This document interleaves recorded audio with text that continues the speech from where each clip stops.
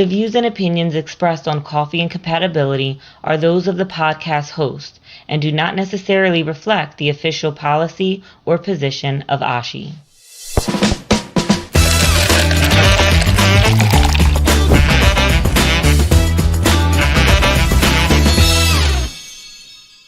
Hi, everyone. Welcome to another episode of Coffee and Compatibility. I am Eric Weimer, and with me, as always, Dr. Kelly Hitchman. Hey, guys. How are you doing today? Not too shabby. It's good to be here. We are missing our excellent co-host. Jeremy today is under the weather, so he is unfortunately not going to be joining us, but he will hopefully be back for the next recording that we have, so we can all mourn the loss of Jeremy for here. So we're sorry for that. Sending you hugs and get well soon. But yeah. on a positive note, it is renewal season, right? It's getting crisp air. It's that time of the year when you got to renew your ASHI membership.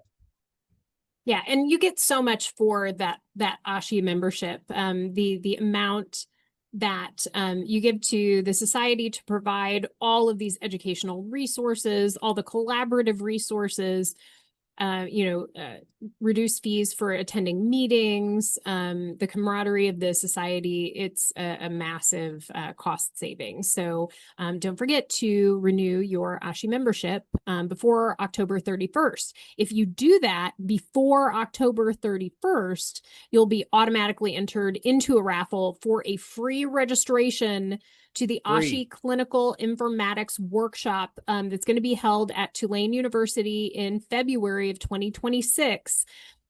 This, from my understanding, is a sold out thing. So the only way, the wait list for this, it was so popular in its first year, this past year in 2025, that there was a huge wait list for this year's workshop. It is such a good workshop led by Lauren Gregert and Nick Brown. So the only way you're going to get in, and I would like to get in, so I'm going to try to renew my membership before October 31st now that I am aware of this possibility. So renew your membership. Getting into this informatics workshop would be a great slot. Don't forget to renew. I cannot believe it. This year has flown by. It seems like we were just talking about our 50th anniversary annual meeting. Now it is almost time for the 51st annual meeting for ASHI in Orlando. And of course, per usual, as we do every year, we are having a Coffee and Compatibility live episode that will air live from the annual meeting that Friday morning. And our guest this year is a superstar in all areas of transplantation. It is Dr. Macy Levain, who has been a member of the executive OPTN board, who is at NYU Langone, who is involved in all areas of research, living donation, xenotransplantation. She has so much insight, not only on OPTN modernization, but also in really innovative transplant research. There are a litany of questions that I just can't wait to ask. I am thrilled that she accepted our invitation and is going to be with us live at the ASHI annual meeting. Yeah, that's pretty cool. So if you're in the US listening to this episode on September 29th, which you very well might be, it's National Coffee Day. And You're the next welcome. day is International Coffee Day. So you can celebrate like multiple days in a row or every day, such as many people do. This is fascinating. I feel like I learned so much when we record these. It is fascinating. It's good. It's good witty banter. And I'm sure that our guest is excited about this too. We have a very exciting guest speaker with us today, Dr. Debby Basu, who represents ASCP, and she's going to be with us to share all their new initiatives and the new happenings and partnerships between ASCP and ASHI. So stay tuned.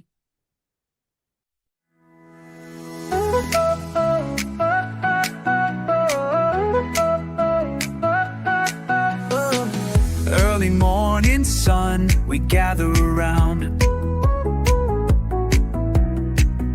exciting in the air. Can you hear the sound? Lace up those sneakers, let's hit the ground. Join the tulip run, let love abound. Step by step we rise together. Tulip run, come join the race. With Gen DX we're setting the pace. Supporting our cause, let's all embrace. Together we're strong in this beautiful space. Hi, guys. Welcome back to our episode today. We have a very special guest that represents a special partnership with ASHI. We have with us today Dr. Debby Basu, who is a global health leader and laboratory scientist with a PhD from Emory University. She has over a decade of experience in diagnostics, education, and workforce development, and has led large-scale training initiatives worldwide and now overseas. As part of international credentialing with the ASCP board certification. And she is the recipient of an NIH Fogarty Fellowship and is ASCP Orange Award winner. Debbie's passionate about advancing innovation, equity, and sustainability in laboratory science and supporting all of our scientists in the clinical laboratory space. Debbie, thank you so much for being with us today on the podcast. Thank you so much. Happy to be here. So many years ago, in the beginning of our podcast, I think, Debbie, you brought this up too. Dr. Dave Pinelli was on our podcast, and Dr. Dave Pinelli is the husband of our guest today, Debby Basu. So there's another ASHI, very important ASHI ASCP connection. So we do believe that Dr. Pinelli and Debby Basu are the first power couple to both have had time on the podcast, and they have a beautiful young one at home. And so we are already plotting to have their child on the podcast at some point as well. I think that makes them like the royal first family, right? Like I think they're like the royal first family of the podcast. I feel so honored. We'll need a gold, antibody or something in our home. Or perhaps a crown with antibodies and antigens, and that would be so cool, guys. Let's do that. We'll work on that. Budget, I don't know where the budget would come from, but yeah, I like it. We'll chat with the board about that one. Okay. But Dr. Weimer said it, so it is so. Debbie, thank you so much for joining us today. So, tell our listeners are largely familiar with ASCP, but maybe something that our listeners don't know is that this partnership between ASCP and ASHI is rather new, and ASCP has been so kind over the past 2 years to welcome ASHI to their annual meeting, which this year is coming up in November in Atlanta. And we are so excited that this year, myself and Kathy Gebhardt and Rebecca Upchurch are having an ASHI HLA session at the ASCP meeting this year. So ASCP has been so kind to ASHI. We found out in our first ASCP meeting that a lot of folks out there just don't know that there is a histocompatibility and immunogenetic specialty. So we were so fortunate to have ASCP give us a little coming out party, even though we've been around for 50 years. So the exposure has been great.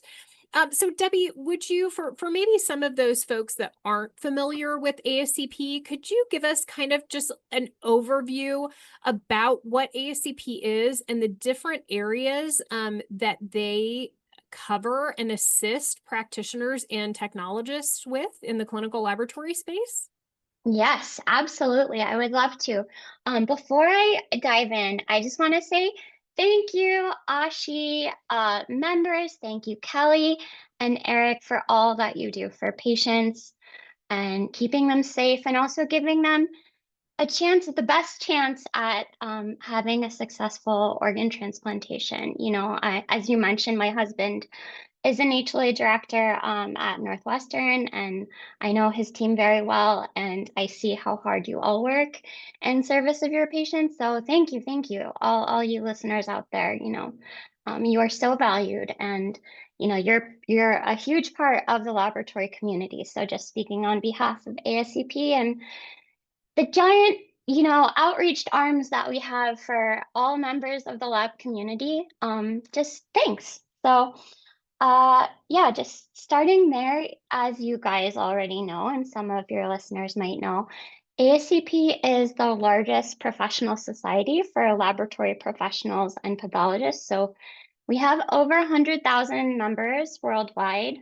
We are 103 years old now, and our board of certification is also nearly 100 years old, with 29 credentials being offered. So very, very old society, and brings a lot of esteemed respect when it comes to really vetting laboratory professionals and making sure that they are knowledgeable, they are equipped with support and resources as they seek credentialing and professional development as laboratory professionals. So our kind of three core pillars are education, certification, and advocacy on behalf of patients, pathologists, and laboratory professionals. So that's really where ASCP excels. We have a huge repository. I want to say maybe like 1,000 e-learning courses that are available to our members. And we also, of course, focus on credentialing, which is a completely separate entity, kind of like ASHI is with ASHI, from what I understand, although I know they're not nested underneath each other. The Board of Certification is also just an incredible resource for, vetted data, historical data about credentialed professionals over time. So it brings itself a lot of, inherent value. And then the third part is advocacy. So really speaking on behalf of our members, making sure that the lab has a voice. And one place that we've aligned really nicely with ASHI is trying to bring different laboratory organizations together through our Medical and Public Health Laboratory Coalition, which is not ASCP's. It's a federated, organization of 28 laboratory partner organizations that are really trying to unify the voice of the laboratory professional and elevate it. So yeah, it's been a wonderful partnership. We have a lot of areas for alignment, and I have ideas on things that I want to share with you guys, resources that are free and I think could be of value to ASHI members. So I'd love to tell you about that, if there's interest. Oh yeah, I'm going to say there's definitely interest. But one question before we get there. First of all, I did not realize you've been a credentialing individuals for 100 or so years. That's insane. That's awesome. Yeah. Yeah, I know. That's crazy. It started off at 4, and now we're up to 29. I know. That's awesome. And that's the whole spectrum of phlebotomists all the way to high complexity laboratory directors taking our diplomat in medical laboratory immunology, which you guys would qualify for. So just saying, in case you want another couple initials and more rigor to your name, you got it. I appreciate that. I'm curious though, how has the process of being credentialed changed over the many, many years that you guys have been doing it, right? Like, what is the evolution of that process? Well, I think that's something that we are going to delve in deeper as a part of our Celebrate 28. So in 2028, we'll have our 100-year anniversary of the Board of Certification. So I know originally it was founded in 1928 as the Board of Registry. And then over time, it just expanded to different scientific disciplines, where now, as I mentioned, we offer certifications or credentials.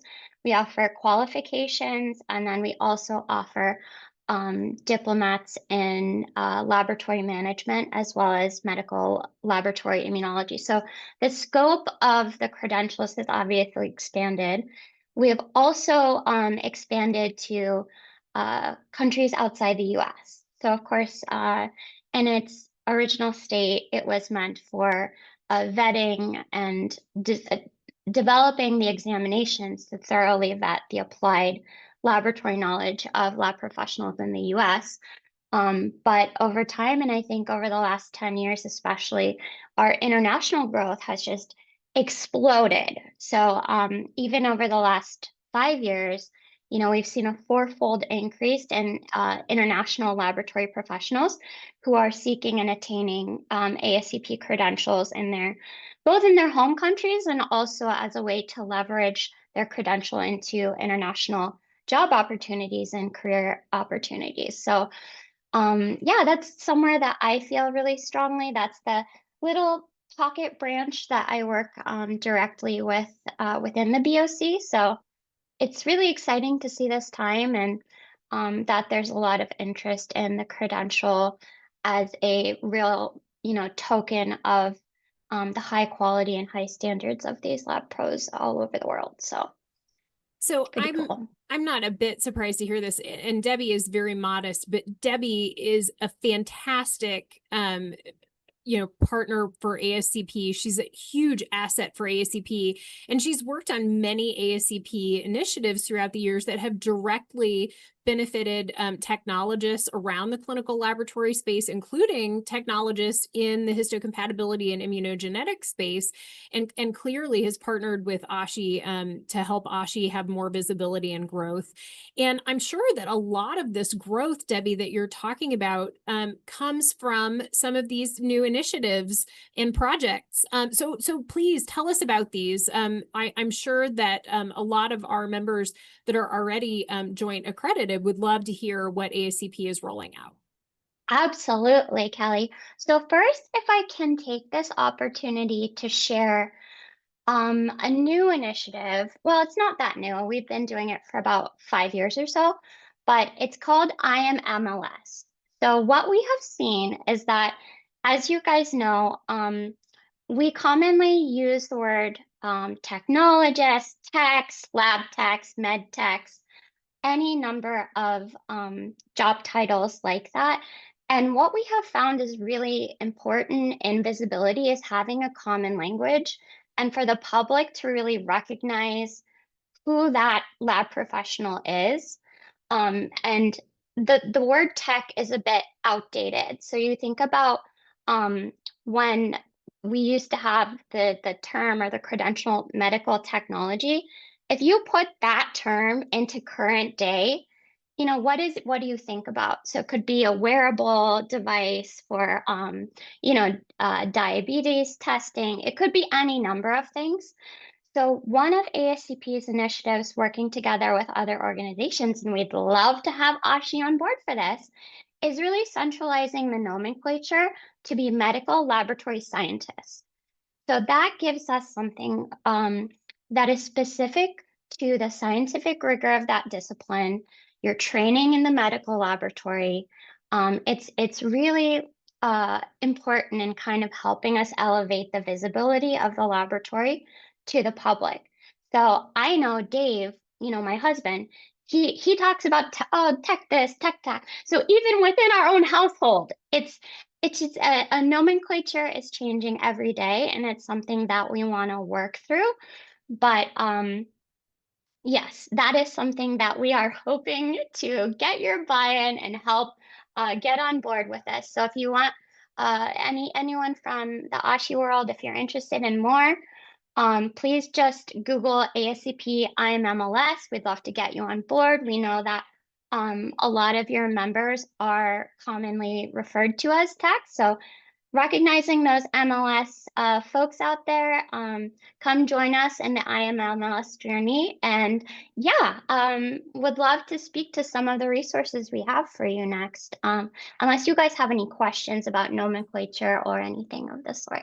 Sorry to put you on blast, Kelly, but I had to bring it up. They'd kick me out. No, I mean, I think we are no strangers to nomenclature or nomenclature issues in our community. So no, please, the floor is yours. Continue. I mean, same with us, right? But I even this morning, if you do a search for on Indeed, say you actually want to get into the lab, what do you search for? I did it this morning. You can look up tech, lab tech, med tech. Any number of those will come up with different things. We want to help the next generation to also know who we are, know the value of what we bring to patient care, and be able to find those jobs easily. This also helps us really leverage our worth and our respect in the community and be able to advocate better for, more competitive wages and compensation. So, it's a start, and we recognize that my chief, Amy Spitzka, she's amazing. She always says that, nomenclature is a journey. It's a process, and we're getting there together. So it's part of the coalition's work, and something, it'd be great to have ASHI support with. Yeah, I think this is important, what you bring up, because our folks are scientists. Exactly. So this is also a respect thing too, right? Absolutely. Not minimizing their contributions to the laboratory. There's nothing that we could do in any moment of the day without the staff that are here exerting their expertise at the bench in analysis. They're key, they're foundational. So that term scientist is so important because they are applying not just technology advancement, but their very important mental skill set to this role, which is a scientific role. So this is a good initiative. Absolutely. Thanks, Kelly. So can I actually share a couple tools that I would love to get ASHI membership to know about? And I know that these could be of use because I've talked to Dave about them, and he's like, yeah, we need this. So the first is a resource that we just developed through our CDC One Lab grant project. So that was a 3-year CDC-funded initiative for ASCP to really be a driver in their CDC One Lab initiative, which is to bring together the clinical and public health laboratory communities into a shared community of practice. And part of ASCP's role was really closing the gap between clinical laboratory professionals or medical laboratory professionals and CDC's resources.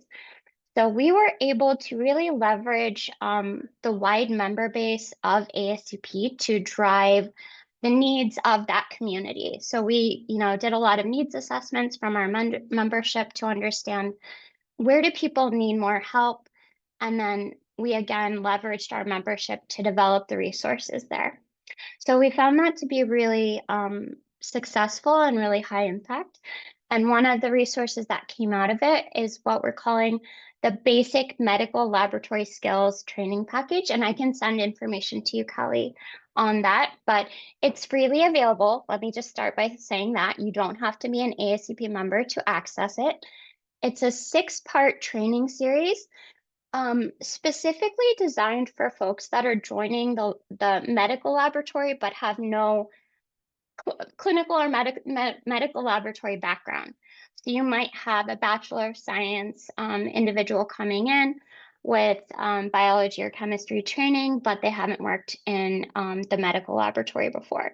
So this kind of provides a foundation of didactic training that can help level set at least a little bit and reduce the burden of laboratory leaders in doing all of that on the job training and figuring out, okay, where are there gaps? Where do we start? So that's kind of the first one that I'd love to tell you about, and it just launched in May or June, so it's pretty new, but we've already gotten a lot of feedback from different lab programs that they have found this to be hugely helpful in just supporting onboarding of new trainees. So there you go. There's one thing for your members. And then the other one that I wanted to talk about is our negotiation and advocacy toolbox. So this is actually an idea that I had coming out of a dinner date with Dave, where we were sitting in a bar and he was just venting to me and saying, I need more support. I don't know how to like go to my VPs who may not be interested in the laboratory. Maybe they have interested in, nursing or a different area.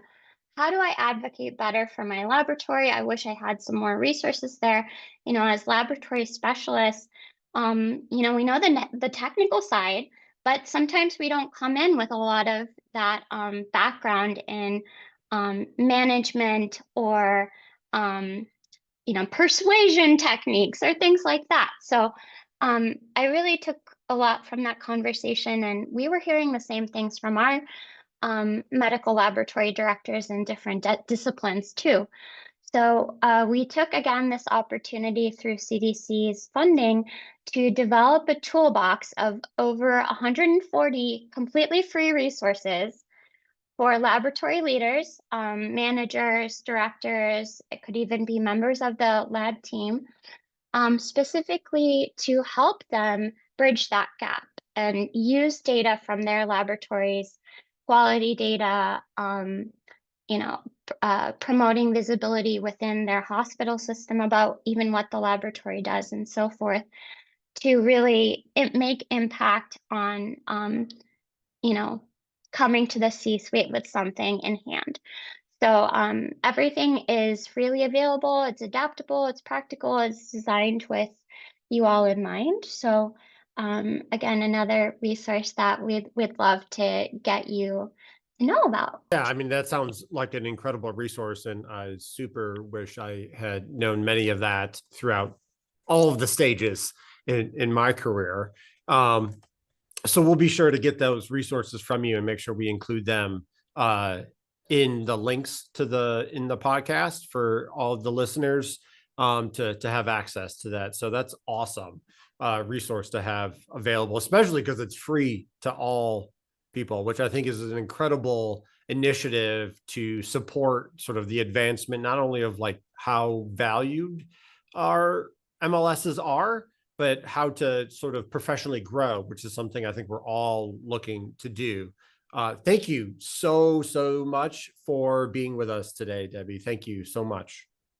Oh my gosh, it's my honor. You're now ASHI royalty. Thanks again, Debbie. It was great to have you. Wonderful. I'm excited to work with you guys closer as we support each other in building out this next generation of lab folks. So yeah, absolutely.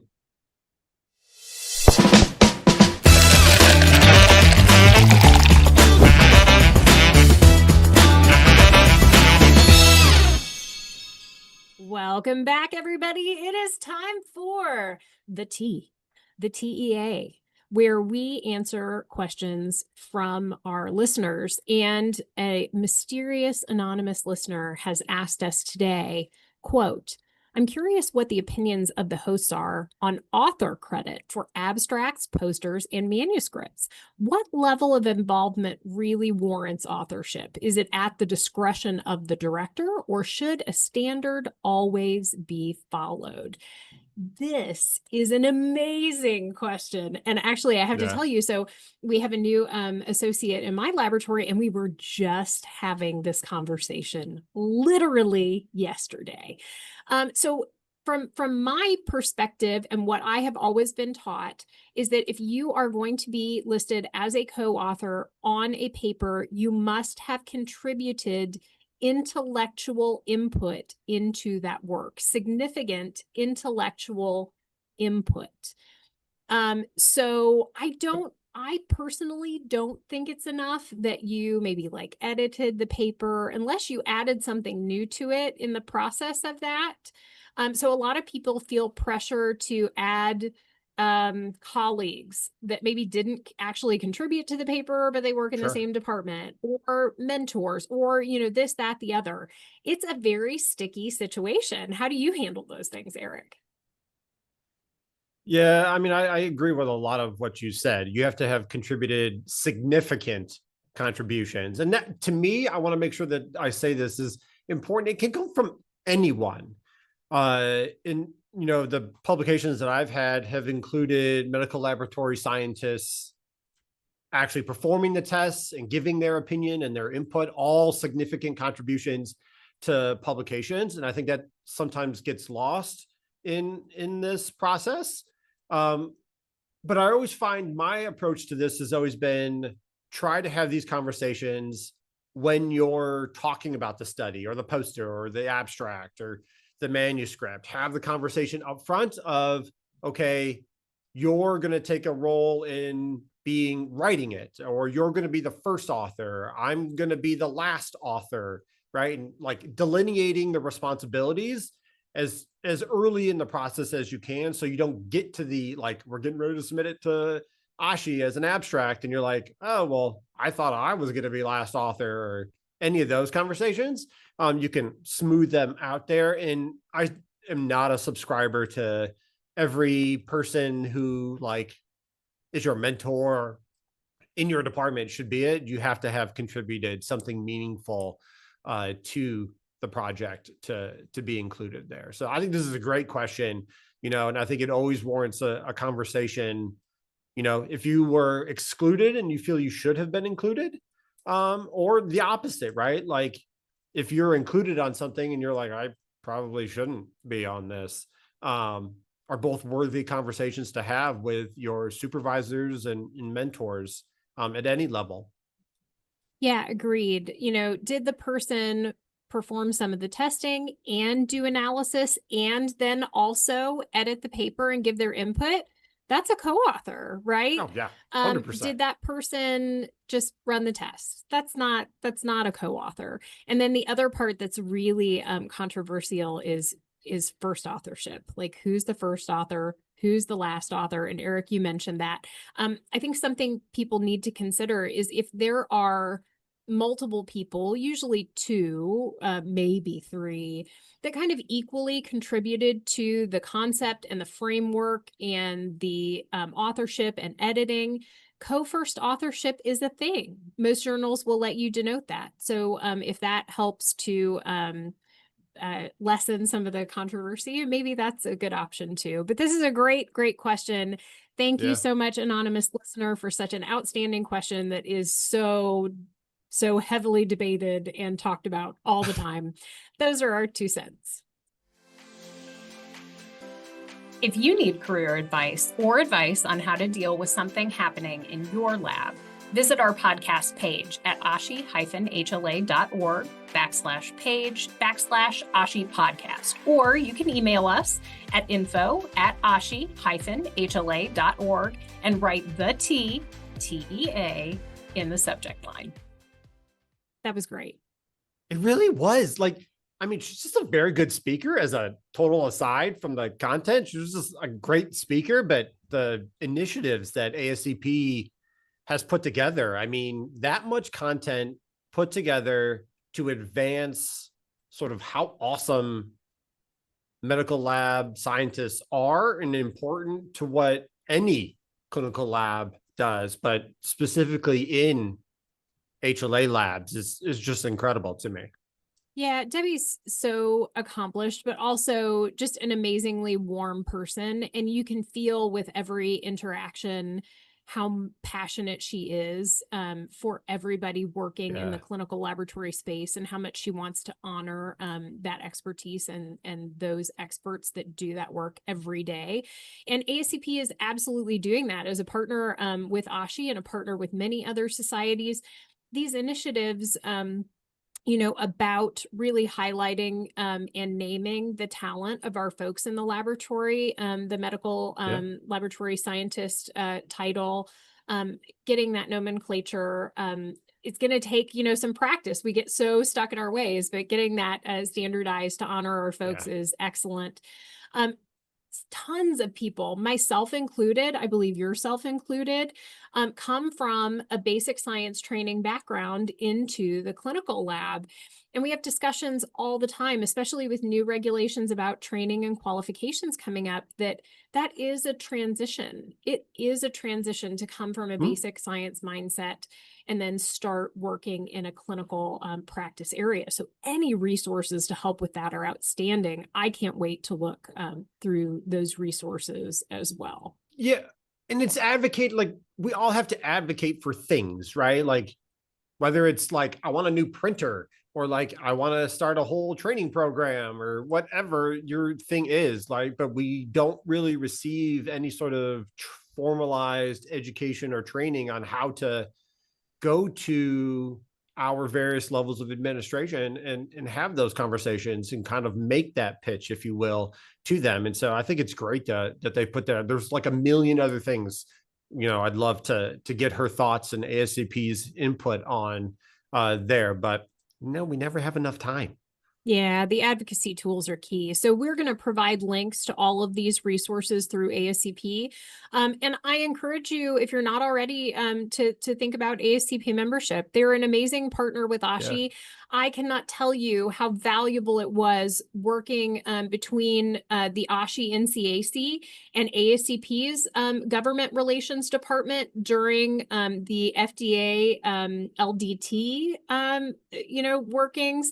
The Valid Act, ASCP has been a partner with ASHI and other societies throughout all of these regulatory arms. So this is a valuable partnership for ASHI and a valuable partnership for our members as well. So we hope you enjoyed today's episode, everybody. It was a really good one, and I am glad that Debbie was with us today. Until next time, guys. Bye.